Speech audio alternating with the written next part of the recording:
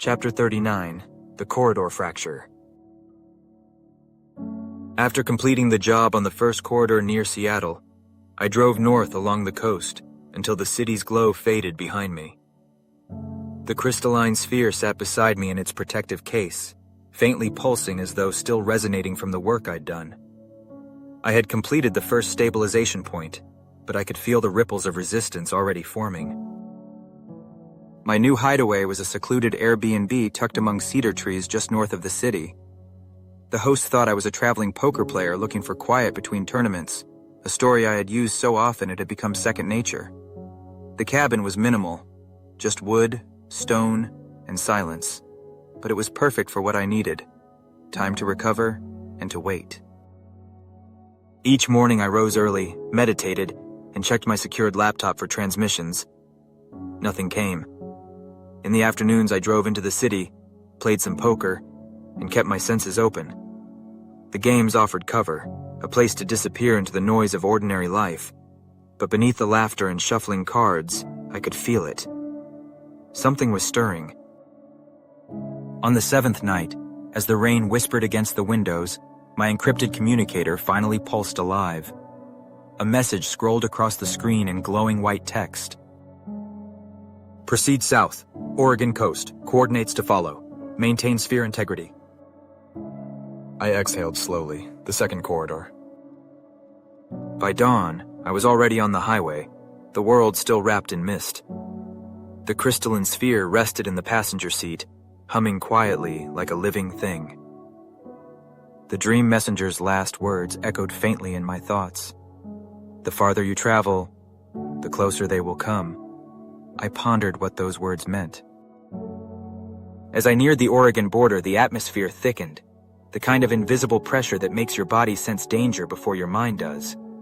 Static filled the radio, the GPS froze, and my vehicle's dashboard lights flickered for a moment. When I glanced at the sphere, it pulsed sharply, as if warning me. I turned off onto a coastal road that wound along high cliffs above the Pacific. The air was electric, the waves below thrashing like something alive. I parked, stepped out, and felt the weight of unseen eyes on me. Then it began. The wind stilled, the clouds dimmed, and a faint shimmer distorted the air in front of me. The rift. I knelt on the damp ground and drew the sphere from its casing. Its light ignited instantly, brighter than before, vibrating through my palms. A voice, not physical but clear, whispered through the storm. You are trespassing on forbidden corridors. Shadows rippled through the fog, humanoid but hollow, their forms flickering like smoke. My pulse raced. The opponent had found me. I stood and held the sphere aloft and focused on the coordinates etched into my memory. The crystal responded, radiating concentric rings of light that cut through the distortion. The shadows screamed, their forms unraveling like dust in the wind. The impact hit me like a wave of heat.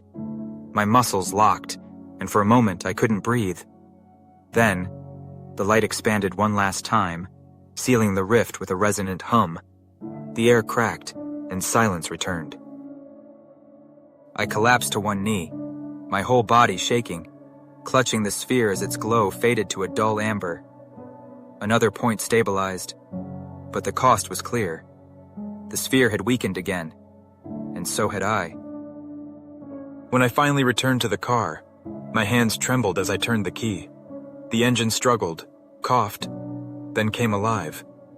Through the windshield, the ocean stretched endlessly, indifferent and eternal, and somewhere out there, others like me were doing the same, patching the planet's wounded energy lines, holding the fragile web of light together. And somewhere in the unseen, the opponent was watching, waiting for the next move.